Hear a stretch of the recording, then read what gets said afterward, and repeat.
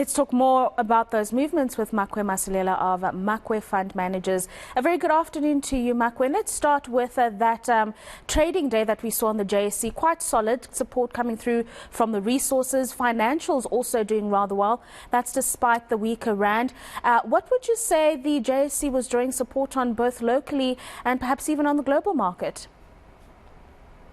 It's more of a question of investors are continuing to be hopeful that, yes, as much as we've seen the job numbers on Friday from the U.S., tomorrow expect inflation numbers from the U.S. as well, that the U.S. Central Reserve Bank, at some point, they have to start slowing, if not pausing, when it comes to interest rates. And even after that comment coming out of the IMF that fanned those expectations, that expect the world economy, instead of growing by 2.9% this year, it will grow by 2.8%. Remember, it's just a slow pace compared to last year's growth of almost 3.4%. So markets are still pinning their hopes on this whole issue about interest rates, that, hey, now lately bad news are seen as really bad news, no longer as bad becoming good news. So hopefully all this poor economic data coming out then will force the hand of the Reserve Bank to start pausing. And if the U.S. Central Bank starts doing that, then definitely other central bankers have to follow. And that the Chinese inflation numbers, which is slowed, indicating that demand is very weak, that itself is telling us that the policymakers, they definitely have to start doing something to help this uneven recovery when it comes to the economy. And remember, they reaffirmed their commitment to invest in infrastructure. Hence, we see the likes of commodity prices doing okay. Let's get into some company updates now, Makwe. We start with Sibanye-Stillwater, them getting thumbs up to increase their revolving credit. It is a company that's been investing quite a lot in expansion and growth in different mines, growing the PGM market, which does very well for it. Your thoughts on that revolving credit for Sibanye and the plans that they have for it?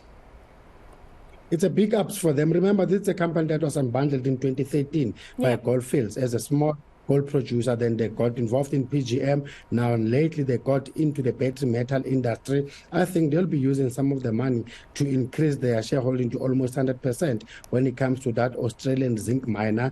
Remember, they own almost 71% thereof. Yeah, and then KPMG, Makwe, this is an auditing firm that always finds itself in some hot water.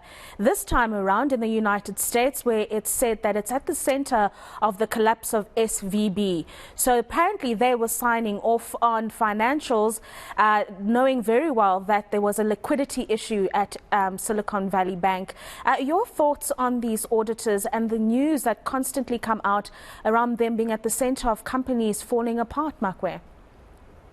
I think also the executives of the bank have to be blamed. Remember, when we have bonds or securities, we've got an option to hold it as just about to sell them, so we have to get the current market value, or you hold them to maturity. You don't have to show us the value thereof. And yes, it's just so disappointing 2 weeks before, the guys collapsed. And all they're saying is that, listen, guys, we misrepresented the balance sheet, liquidity, and also the position in the market. And what you have also done, you concealed, the risk that the bank was facing. So as a result, we have to sue you for all that. And I think also the likes of Goldman Sachs, Bank of America are also involved there as directors.